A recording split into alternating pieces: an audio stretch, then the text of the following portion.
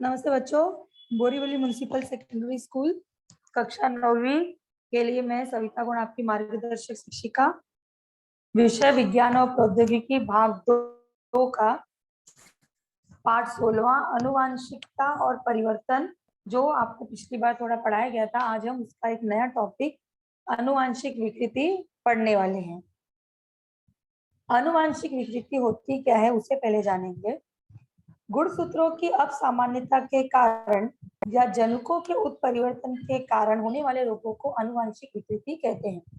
इसके पहले आनुवांशिकता और परिवर्तन में आप लोगों ने गुणसूत्र के बारे में जानकारी ली, डीएनए के बारे में जानकारी ली, गुणसूत्रों के प्रकारों के बारे में जानकारी ली। तो अब हम गुणसूत्रों की कम ज्यादा या गुणसूत्रों में जब कोई प्रॉब्लम आती है तो उसके कारण जो रोग होते हैं उसे हम कहते हैं आनुवांशिक विकृति। ठीक है। आनुवांशिक विकृति में गुणसूत्रों का अधिक संख्या में होना या कम होना, गुणसूत्रों के किसी भाग का लोप अथवा स्थानांतरण जैसी स्थिति का समावेश होता है। कहने का मतलब क्या है, जैसे मनुष्य के शरीर में 23 जोड़ी गुणसूत्र यानी टोटल 46 गुणसूत्र होते हैं। अगर 46 गुणसूत्र में से कोई ज्यादा हो गया, कोई कम हो गया, या जब ओवरलैपिंग का प्रोसेस होता है तो गुणसूत्र के किसी भाग का लोप हो गया या वो स्थानांतरित हो गया, यानी जहां उसको होना चाहिए वहां न होके वो दूसरी जगह हो गया, तो ऐसी स्थिति में आनुवांशिक विकृति हो सकती है। उदाहरण के लिए फाक ओट यानी कटे हुए ओट आप लोग ने किसी किसी के देखे, हिंता कलर का प्रॉब्लम रहता है और व्हाइट कलर के लोग दिखते हैं, गोरे नहीं, गोरे अलग होते हैं, व्हाइट कलर एकदम पूरा बॉडी उनका व्हाइट रहता है, बाल व्हाइट रहते हैं, आईब्रोज व्हाइट रहते हैं। जैसे शारीरिक व्यंग, सिकल सेल रक्ता लगता, हीमोफीलिया जैसे शरीर क्रियाओं के दोष, ये सभी आनुवांशिक विकृति के कुछ उदाहरण है जिसके बारे में हम आगे क्रम से देखेंगे। ठीक है। मनुष्य में 46 गुणसूत्र 23 जोड़ियों के रूप में होते हैं। गुणसूत्रों के जोड़ियों का आकार और आयतन में भिन्नता होती है। आगे की स्लाइड में आपको मनुष्य के शरीर में जो गुणसूत्र होते हैं, जो जोड़ियों के रूप में होते हैं, उनकी आकृति द्वारा दर्शाए। इन जोड़ियों को अनुक्रमांक दिए गए हैं। 23 जोड़ी गुणसूत्र हैं, तो 1 से 23 सूत्रों की 23 जोड़ियों में से 22 जोड़ियां अलिंगी गुणसूत्रों की होती है, यानी 23 में से 22 जो है वो लिंग का निर्धारण नहीं करती, तो एक जोड़ी है। ठीक है, यानी मनुष्य के शरीर में 23 में से 22 जोड़ी लिंग का निर्धारण नहीं करती, वो बाकी के हमारे स्ट्रक्चर डिसाइड करती है। 23वीं जोड़ी जो है वो लिंग का निर्धारण करती है। तो मनुष्य में जैसे कॉमनली 2 है, स्त्री और पुरुष।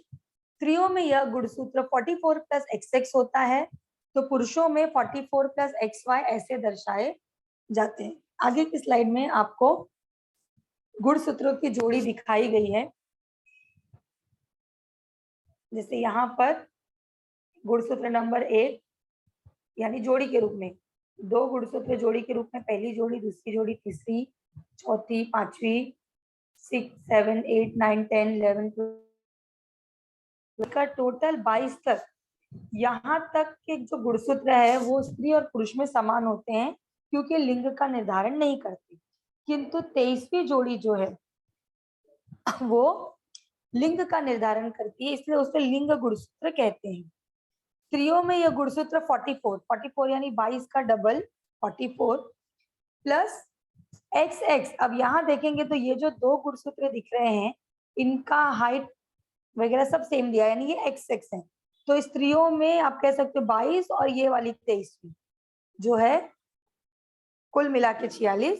पुरुषों में X गुणसूत्र बड़ा होता है और Y गुणसूत्र ठिगना होता है। ठीक है, ये वाली आई, कुल मिला के 46 गुणसूत्र होते हैं। आगे बढ़ेंगे हम। आनुवांशिक विकृति आज का हमारा टॉपिक। इसे स्टार्ट करने से पहले आनुवांशिक विकृति के बारे में मैंने आपको बता ही दिया है। आनुवांशिक विकृति कितने प्रकार की होती है वो हम देखेंगे। पहला है गुणसूत्रों की असामान्यता के कारण होने वाली विकृतियां, यानी गुणसूत्रों की संख्या अगर समान नहीं है तो कौन से रोग होते हैं। फिर है एक जनुकी, यानी जो दो जनुक है, पेरेंट्स मम्मी या पापा, दो में से किसी एक में भी उत्परिवर्तन, यानी एक जनुकीय उत्परिवर्तन के कारण होने वाले रोग, दो में से किसी एक में भी प्रॉब्लम है तो कौन सा रोग होता है। फिर है तंतु कड़िकीय विकार, तंतु कड़िका में दोष होगा तो विकार हो सकता है, अनुवांशिक विकृति हो सकती है।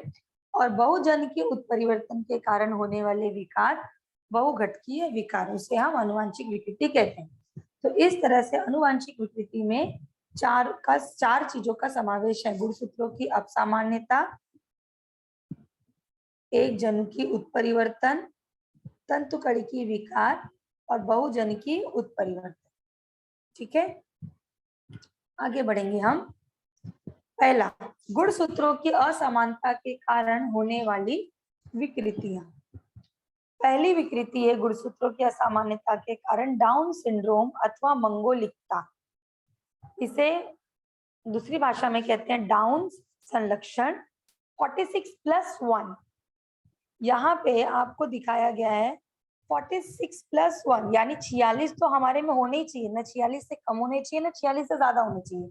+1 यानी यहाँ पे एक गुणसूत्र ज्यादा रहता है, और वो कहाँ पे ज्यादा रहता है, 21वें गुणसूत्र की त्रिसमसूत्री अवस्था, यानी जो हमारे शरीर में 21वां गुणसूत्र होता है, जोड़ी के रूप में होते हैं, नहीं दो होते हैं, उसमें एक जो है गुणसूत्र एक्स्ट्रा हो जाता है, तो टोटल 46+1 एक बढ़ जाता है। ठीक है, यहाँ पे आपको डाउन सिंड्रोम से बाधित बच्चे का चित्र दिखाया गया है। इस चित्र में आप देख रहे होंगे कि ये जो बच्चा है इसकी गर्दन फैली हुई है, नाक चपटी है, उंगलियां दिख नहीं रही है, लेकिन उंगलियां इनकी जो होती है बहुत छोटी छोटी होती है, हाथ की रेखाएं भी पूरी तरह से डेवलप नहीं होती हैं, सिर पर विरल बाल होते हैं, बालों का कलर भी थोड़ा भूरे रंग का दिखाया हुआ है, तो बाल जो होते हैं बहुत विरल होते हैं, बहुत घने बाल नहीं होते हैं। तो इस तरह से लक्षण जो है डाउन सिंड्रोम बाधित बच्चे में दिखाई देता है। यह मानव के संदर्भ में खोजी गई तथा वर्णन की गई पहली गुणसूत्री विकृति है। तो जब गुणसूत्रों की असामान्यता के कारण जो विकृतियां होती हैं उनमें ये पहला है डाउन सिंड्रोम। इसके बारे में आगे जानकारी दी गई है। इस गुणसूत्र प्रारूप में कुल 47 गुणसूत्र दिखते हैं। मैंने कहा ना जैसे 46 तो होते ही हैं, 46 में एक 21वां जो गुणसूत्र जोड़ी में रहता है उसमें एक एक्स्ट्रा आ जाते हैं, 3 हो जाता है वहां पे, तो टोटल 46।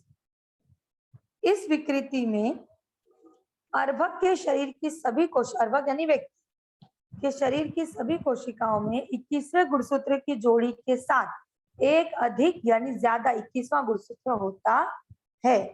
इसी कारण ऐसे अभ्रक की कोशिकाओं में 46 की जगह 47 गुणसूत्र दिखते हैं। कहने का मतलब ये है कि शरीर में 46 गुणसूत्र के अलावा अगर एक्स्ट्रा हो जाएगा तो भी तकलीफ है, कम हो जाएगा तो भी तकलीफ है।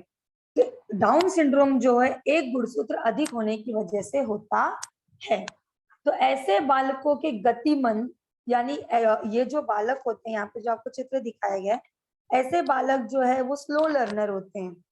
दुर्लभतम मामलों में अल्पायु यानी इनकी आयु भी बहुत अधिक लंबी नहीं होती, होने की आशंका होती है। मानसिक वृद्धि में बाधा सबसे प्रमुख लक्षण है, यानी इनका जो ब्रेन डेवलपमेंट है ये पूरा नहीं होता, यानी ये अपनी एज के बच्चों से कम डेवलप्ड होते हैं। ठीक है, कुछ मामलों में फैली हुई गर्दन, चपटी नाक, छोटी उंगलियां, एक ही आड़ी हस्तरेखा, सिर पर विरल बाल जैसे लक्षण भी दिखाई देते हैं। ठीक है, आगे बढ़ेंगे हम। टर्नर सिंड्रोम दूसरा है गुणसूत्रों की असामान्यता के कारण होने वाले रोग में टर्नर सिंड्रोम। यहाँ पर आपको टर्नर सिंड्रोम से बाधित बच्चे का हाथ दिखाया गया है। आपको दिख रहा होगा कि ये कुछ फूला फूला जैसा है, बहुत छोटा है पाम इसका। इसके बारे में जानकारी देखते हैं।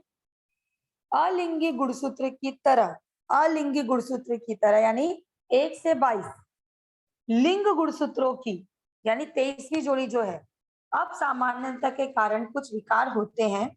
टर्नर सिंड्रोम या 44+X, इस विकार में एक X गुणसूत्र का लैंगिकता से संबंधित भाग निरुपयोगी हो जाने के कारण एक ही गुणसूत्र X कार्यरत होता है, अथवा जनकों से एक ही X गुणसूत्र संक्रमित होता है। कहने का मतलब ये है कि जहां पे 44+XX होना चाहिए, ये अक्सर जो है माता में ये कमी आती है। तो या तो पेरेंट से एक X गुणसूत्र आया ही नहीं, ठीक है, पेरेंट से X गुणसूत्र आया ही नहीं, केवल एक ही आया तो 45 हुए, या तो आया लेकिन उसके भाग का लोप हो गया, ठीक है। तो कह सकते हैं कि ये गुणसूत्र जो है केवल स्त्रियों में यानी माताओं में होता है और इसमें एक गुणसूत्र कम होता है, ठीक है। यहाँ देखते हैं हम, तो अलिंगी गुणसूत्रों की तरह लिंग गुणसूत्रों की असामान्यता के कारण कुछ विकार होते हैं। टर्नर सिंड्रोम या 44+X विकार में एक X गुणसूत्र का लैंगिकता से संबंधित भाग, यानी जो भाग, जैसे मैंने कहा ना, गुणसूत्र किससे बना होता है? डीएनए से, और डीएनए के अंदर क्या होता है? जनुक। जनुक के अंदर इंफॉर्मेशन स्टोर होती है, तो जो लैंगिक भाग का इंफॉर्मेशन स्टोर करता है वो भाग निरुपयोगी हो जाता है। तो होने के कारण एक ही गुणसूत्र X कार्यरत होता है, अथवा जनुकों से एक ही X गुणसूत्र संक्रमित होता है। ऐसी स्त्रियों में 44+X यानी टोटल 46 के बजाय 44+X स्थिति होती है। ऐसे में प्रजनेंद्रियों की वृद्धि पूर्ण न होने के कारण उनकी प्रजनन क्षमता पर प्रतिकूल प्रभाव होता है। तो ऐसे टर्नर सिंड्रोम से बाधित माताओं या स्त्रियों में जो है उनकी प्रजनन क्षमता जो है विकसित नहीं होती, ठीक है। आगे बढ़ेंगे हम। तीसरा है गुणसूत्रों की असामान्यता के कारण होने वाली विकृति, क्लाइनाफेल्टर सिंड्रोम। क्लाइनाफेल्टर सिंड्रोम के बारे में जानकारी देखेंगे हम। 44+XXY, XXY, ठीक है। अब पहला जो था टर्नर सिंड्रोम, वो स्त्रियों में होता है कि एक गुणसूत्र कम हो जाता है, एक X कम हो जाता है, या X का जो लिंग निर्धारण करने वाला जो भाग है वो निरुपयोगी हो जाता है। क्लाइनाफेल्टर सिंड्रोम पुरुषों में होता है। पुरुषों में लिंग गुणसूत्रों की असामान्यता के कारण विकार होता है। इसमें पुरुषों में 44+XX के साथ ही X गुणसूत्र अधिक होने के कारण गुणसूत्रों की कुल संख्या X 44+XXY होती है, यानी ये एक X एक्स्ट्रा आता है, ठीक है। जिन पुरुषों में गुणसूत्रों का यह स्वरूप पाया जाता है, लैंगिक अल्प विकास के कारण उनकी प्रजनन क्षमता पर प्रतिकूल प्रभाव होता है। इसे क्लाइनाफेल्टर सिंड्रोम कहते हैं, ठीक है। तो हमने गुणसूत्रों की असामान्यता के कारण जो रोग होते हैं, ऐसे 3 विकृतियां देखी। डाउन सिंड्रोम, जिसमें मैंने आपको एक बच्चे का फोटो दिखाया था, तो गतिमंद और दुर्लभतम आयु वाले, अल्पायु होने वाले बच्चे होते हैं। टर्नर सिंड्रोम जो महिलाओं में होता है, उनकी प्रजनन क्षमता पे प्रतिकूल प्रभाव होता है क्योंकि उनमें एक ही X गुणसूत्र आता है, लिंग गुणसूत्र, तो 44+X। क्लाइनाफेल्टर सिंड्रोम पुरुषों में होता है, इनमें एक X गुणसूत्र लिंग गुणसूत्र में एक्स्ट्रा हो जाता है, यानी 23वीं जोड़ी में एक X अधिक हो जाता है। तो यहाँ पे हमारा गुणसूत्रों की असामान्यता के कारण होने वाली विकृति खत्म। हम नेक्स्ट पे जाएंगे। एक जनुकीय उत्परिवर्तन के कारण होने वाले रोग, या इसको हम कहते हैं शॉर्ट में एक जनुकीय विकार। किसी एक सामान्य जनुक में उत्परिवर्तन होने के कारण जो रोग होते हैं उन्हें एक जनुकीय विकार कहते हैं। सदोष जनुकों के कारण शरीर में उन जनुकों द्वारा बनने वाले उत्पादित नहीं बनते अथवा अल्प मात्रा में बनते हैं। सदोष जनुक यानी ऐसे जनुक, जैसे माता या पिता में से जो एक में प्रॉब्लम है, तो उनके शरीर में जो है वो पदार्थ बनते ही नहीं है जो बच्चों में जानना चाहिए, या बहुत कम मात्रा में बनते हैं। उपापचय के इस प्रकार के जन्मजात विकार कम उम्र में जानलेवा साबित हो सकते हैं। इसका उदाहरण है एक जनुकीय उत्परिवर्तन के कारण होने वाले रोग में हीमोफीलिया, रंजकहीनता, रंजकहीनता यानी शरीर को रंग नहीं मिल पाता है, सिकल सेल अनीमिया इत्यादि। पहला हम देखेंगे रंजकहीनता। कहने का मतलब कि एक जनुकीय उत्परिवर्तन के कारण होने वाले रोगों में पहला रोग है रंजकहीनता, एल्बिनिज्म। रंजकहीनता यह एक जनुकीय विकार है, ठीक है, ये एक जनक के कारण होता है। नामक रंजक द्रव्य तैयार नहीं कर पाता, मेलेनिन, यानी इससे हमारे शरीर को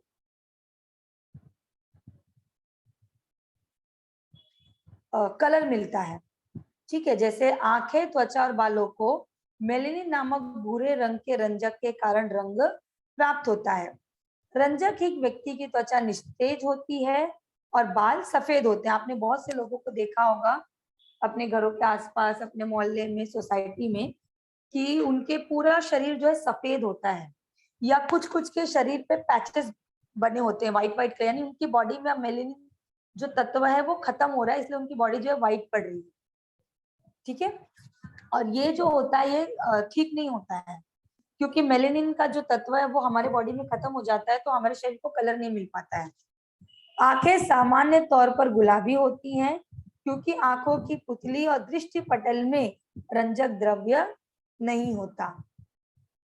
रंजकहीनता का ही यहाँ पे मैंने आपको चित्र दिखाया है कि रंजकहीनता बाधित व्यक्ति की आंखें और लाल, अभी अभी हमने पढ़ा कि रंजकहीन व्यक्ति की आंखें लाल होती हैं, गुलाबी होती हैं। यहाँ पे आपको दिख रहा होगा बाल।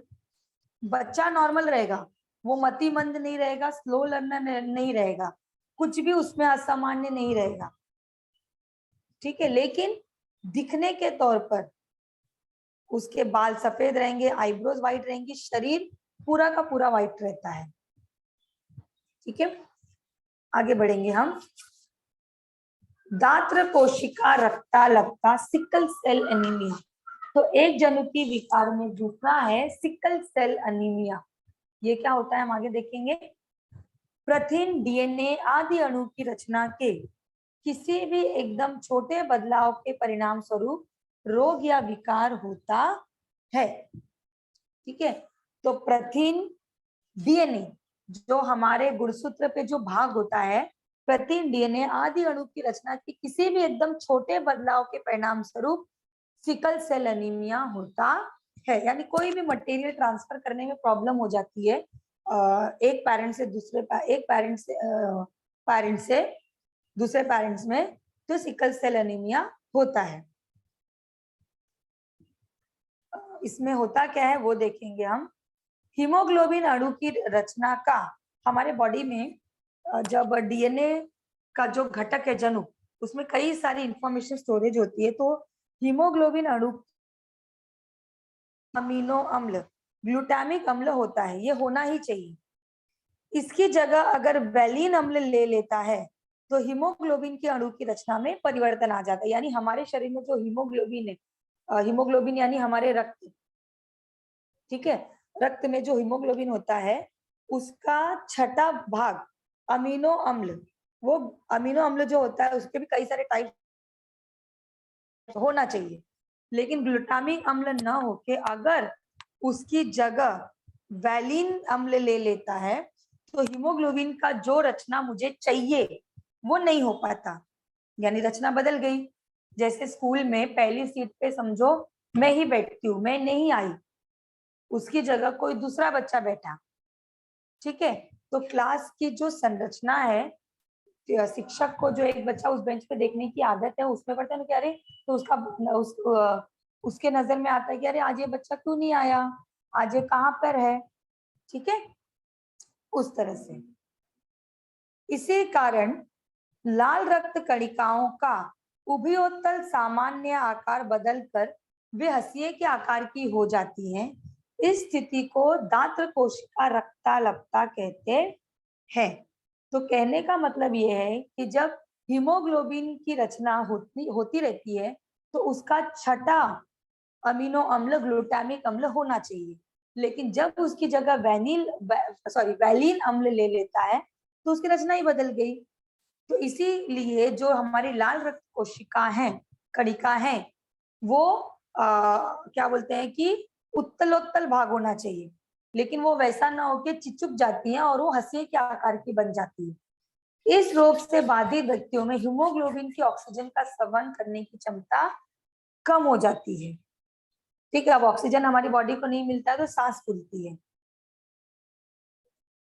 इस स्थिति में कई बार लाल रक्त कणिकाओं की गुठली बन जाती है, क्योंकि हंसिए के आकार की हो जाती है तो रक्त फ्लो नहीं कर पाता है। ठीक है, और बाद में वो नष्ट हो जाती है। परिणाम स्वरूप रक्त वाहिनियों में रुकावट पैदा हो जाती है और परिसंचरण संस्थान, मस्तिष्क, फेफड़े, विक्र आदि को क्षति पहुंचाती है। इस रोग से बाधित व्यक्तियों में हीमोग्लोबिन की ऑक्सीजन का संवहन करने की क्षमता कम हो जाती है। यहाँ पर आपको एक डायग्राम दिखाया गया है, यहाँ देखिए, यहाँ पे हमारा जो लाल रक्त हाँ, एक मिनट, लेट मी चेंज। हाँ, ये जो लाल रक्त कणिका है ये गोल ऐसे होनी चाहिए, है ना, या उभयोत्तल सामान्य आकार होता है जो आसानी से यहाँ फ्लो करेगा, यहाँ वाली पूरी हमारी कोशिकाओं में फ्लो करता है। ठीक है, यहाँ पे आपको एक जो है यहाँ पे जूम करके दिखाया गया है। लेकिन यही अगर सिकल सेल एनीमिया से पीड़ित व्यक्ति है तो ये जो उभयोत्तल आकार है ये जो है हंसिए आकार का हो जाता है। अब हंसिए आकार का हो गया तो ये क्या करेगा, ब्लॉकेज क्रिएट करेगा। अब जब ब्लॉकेज क्रिएट करेगा तो क्योंकि इसका आकार बदल गया, अब आकार बदल जाने की वजह से, यानी समझो होल है, होल में से मुझे सीधा पिन में डाल सकती हूँ, लेकिन वही पिन अगर मैंने उसको चप्पट कर दिया तो उस होल में वो जा नहीं पा रहा है ऐसे आड़ा करने के बाद भी। तो ये क्या करता है, जहां से ब्लड फ्लो करने वाला है उस पर ब्लॉक कर देता है, तो यहाँ से जो भी कोशिकाएं हैं, रक्त है, वो बह नहीं पाता। ठीक है, तो इस तरह से इसका आकार हो जाता है जो ब्लॉकेज क्रिएट करता है। यह रोग अनुवांशिक है। निषेचन के समय जनुकीय बदलाव के कारण यह रोग होता है। मैंने कहा ना, यह आज एक जनुकीय उत्परिवर्तन के कारण होता है, यानी एक जनुक से दूसरे जनुक में, यानी जब सॉरी भ्रूण का विकास होता है तो पिता की तरफ से आते हैं, तो किसी एक में भी जब दोष होता है तो ये रोग होने की संभावना होती है। निषेचन के समय जनुकीय बदलाव के कारण ये रोग होता है। माता या पिता दोनों सिकल सेल पीड़ित अथवा वाहक हो तो उनके बच्चों को यह रोग हो सकता है। इस कारण समाज के सिकल सेल पीड़ित अथवा सिकल सेल वाहक व्यक्तियों का आपस में विवाह टालना बेहतर होता है। तो एक होता है कि जिसमें आपको मेंडल के सिद्धांत में बताया गया होगा कि कुछ प्रभावी गुणधर्म होते हैं, कुछ अप्रभावी गुणधर्म होते हैं।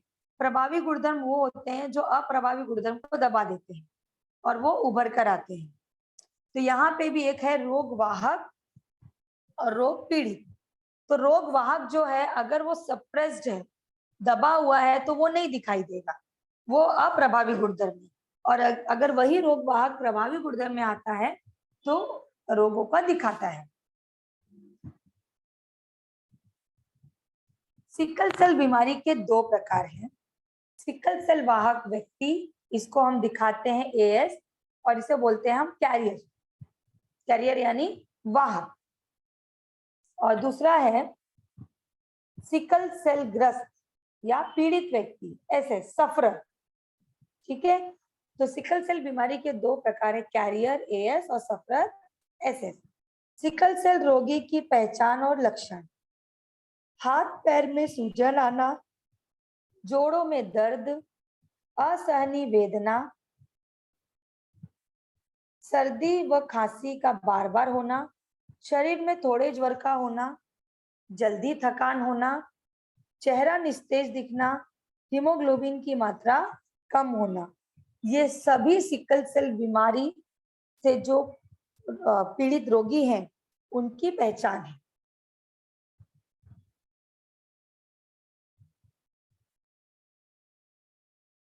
यहाँ पर आपको सिकल सेल रोग किस प्रकार होता है वो दिया गया है। संकेत चिन्ह ए यानी सामान्य के लिए ए हमने यूज किया है, चालक कैरियर के लिए हमने एस और पीड़ित के लिए एस हमने सफरर इस्तेमाल किया है। तो पुरुष यानी पिता अगर ए नॉर्मल है और स्त्री भी नॉर्मल है तो सिकल सेल और संतान का जन्म कैसे होता है। ठीक है, माता और पिता दोनों सामान्य हो तो संतान निरोगी होती है। अगर पिता नॉर्मल है या कैरियर है, अगर समझो पिता नॉर्मल है तो माता कैरियर होनी चाहिए। अगर पिता कैरियर है तो माता नॉर्मल है। तब क्या होगा ऐसे सिचुएशन में, माता या पिता में से एक सामान्य तथा एक वाहक हो तो संतान के सामान्य या वाहक होने की संभावना आधी आधी होती है।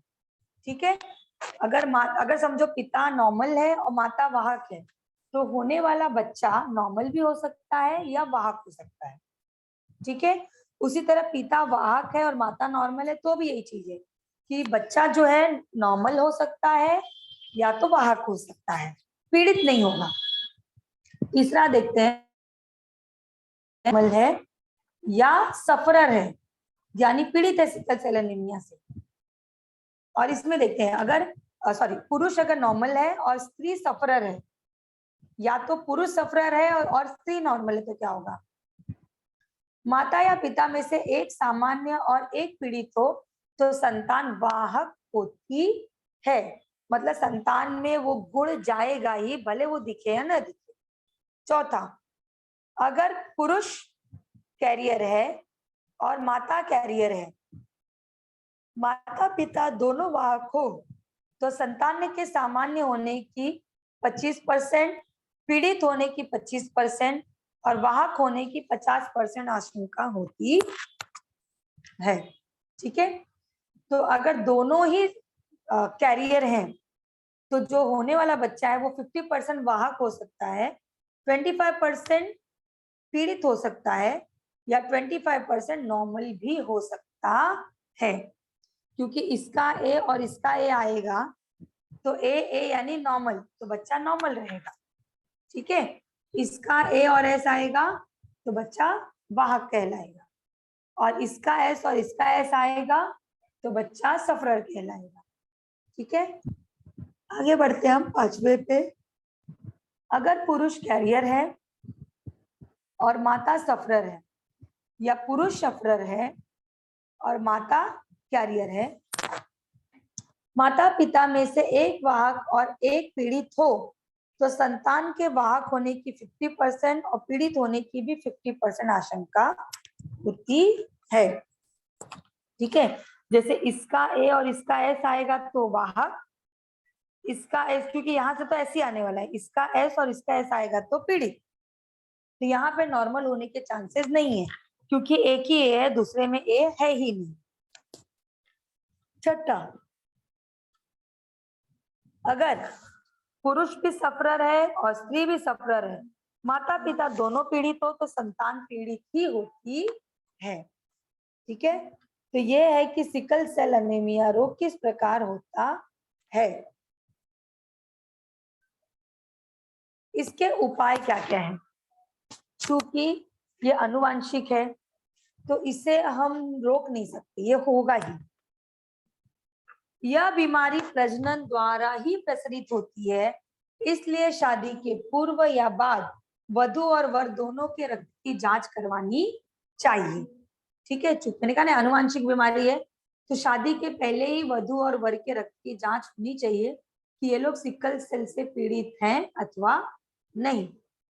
दूसरा है, सिकल सेल वाहक अथवा पीड़ित व्यक्ति दूसरे वाहक या पीड़ित व्यक्ति से विवाह टालना चाहिए, क्योंकि एक वाहक है तो अगर दूसरे भी वाहक से उसकी शादी होती है तो होने वाला बच्चा जो है वो भी वाहक या पीड़ित ही होगा, वो नॉर्मल नहीं हो सकता।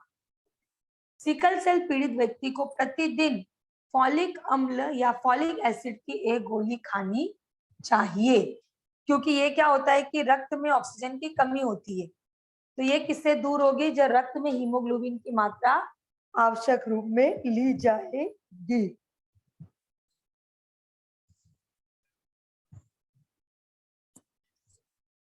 सॉरी, ठीक है। तो यहाँ पे सिकल सेल का टॉपिक खत्म, एक जनुकीय विकार खत्म। एक जनुकीय विकार में हमने दो तरह के रोग देखे, दो तरह की विकृतियां देखी, रंजकहीनता और सिकल सेल एनीमिया।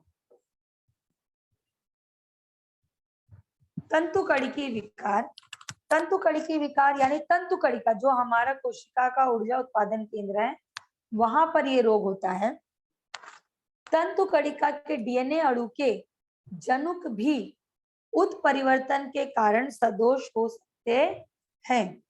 भ्रूण के विकास के समय केवल अंड कोशिका से तंतुकणिकाएं आती है। अंड कोशिका यानी स्त्रियां, क्योंकि स्त्रियों में ही अंड कोशिका होती है और किसी में नहीं। इसलिए इस प्रकार के विकार केवल माता द्वारा ही, एक मिनट, इसलिए इस प्रकार के विकार केवल माता द्वारा ही संतान को मिलते हैं। लेबर का आनुवंशिक तंत्रिका विकार तंतुकणिकीय विकार का उदाहरण है। तो कहने का मतलब ये है कि ये जो विकार है ये केवल माता द्वारा ही संतान को मिलता है। ये अंड कोशिकाएं से जो तंतुकणिका आती हैं, अगर वो तंतुकणिकाएं सदोष हैं तो ये रोग उत्पन्न हो, ये विकार उत्पन्न हो सकता है। बहुजनकीय उत्परिवर्तन के कारण होने वाले विकार, बहुघटकीय विकार, ये क्या होता है उसे देखते हैं हम। बहुजनकीय उत्परिवर्तन के कारण होने वाले विकार कभी कभार एक से अधिक जनुकों में परिवर्तन होने के कारण विकार आ जाते हैं। यानी एक जनुक या दोनों जनुक में प्रॉब्लम है तो भी ये हो सकता है। ऐसे अधिकांश विकारों में गर्भावस्था में आसपास के पर्यावरणीय घटकों के परिणाम स्वरूप विकारों की तीव्रता बढ़ती है। यानी गर्भावस्था में, जब माता गर्भावस्था में है तो आसपास का पर्यावरण कैसा है उसके स्वरूप के हिसाब से विकार होता है। सामान्य तौर पर पाए जाने वाले विकार इस प्रकार है, जैसे पाक ओट, पाक तालू, तालू भी कटा हुआ रहता है कितने लोगों का, अमाशय का संकुचन, रीढ़ की हड्डी का दोष इत्यादि के कारण यह परिवर्तन होता है, यह विकार होता है, बहुघटकीय विकार उत्पन्न होता है। इसी प्रकार मधुमेह यानी डायबिटीज, रक्तचाप, सॉरी,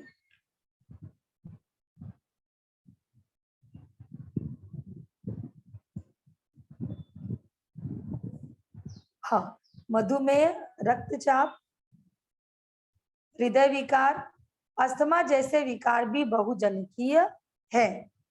ठीक है। तो ये क्या है, पर्यावरण का क्या असर पड़ता है उसके कारण ये जो विकार होता है उसको हम बोलते हैं बहुघटकीय विकार।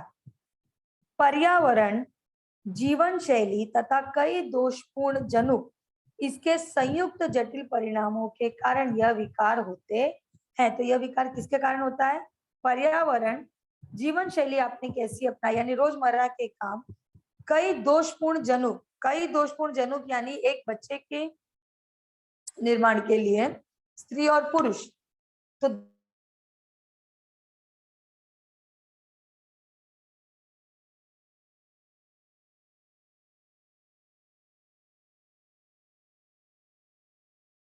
माँ और इधर पिताजी, दोनों में से क्या उत्पन्न होता है। ठीक है, यहाँ पर हमारा टॉपिक, हमारा चैप्टर समाप्त होता है। Thank you. अगर किसी विद्यार्थी को कुछ पूछना है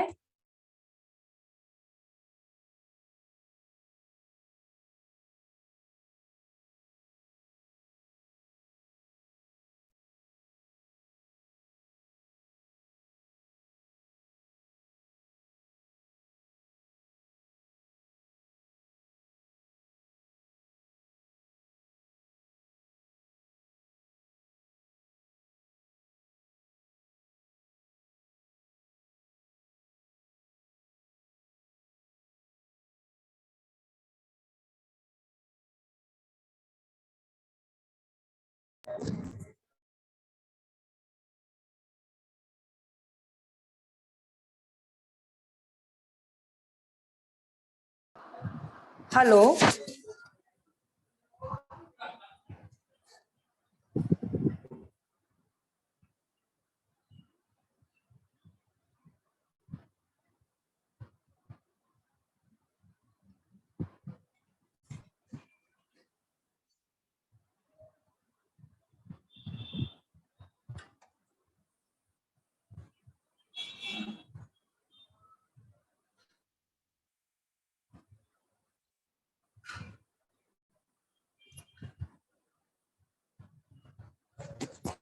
हेलो सर, आवाज आ रही है मेरी?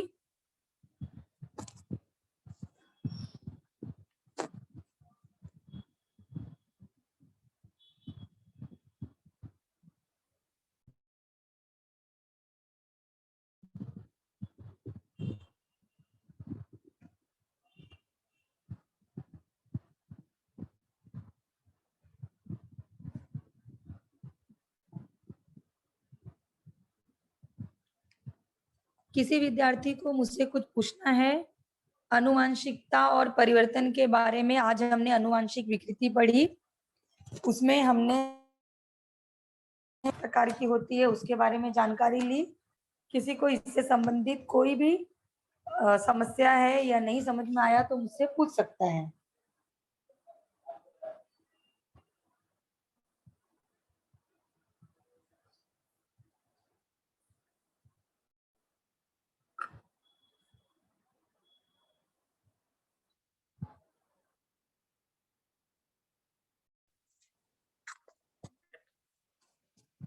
आज हमने पाठ 16 आनुवंशिक और विकृति के बारे में पढ़ा। आनुवंशिक विकृतियां 4 तरह की होती हैं, तो उससे संबंधित जानकारी आज हमने ली।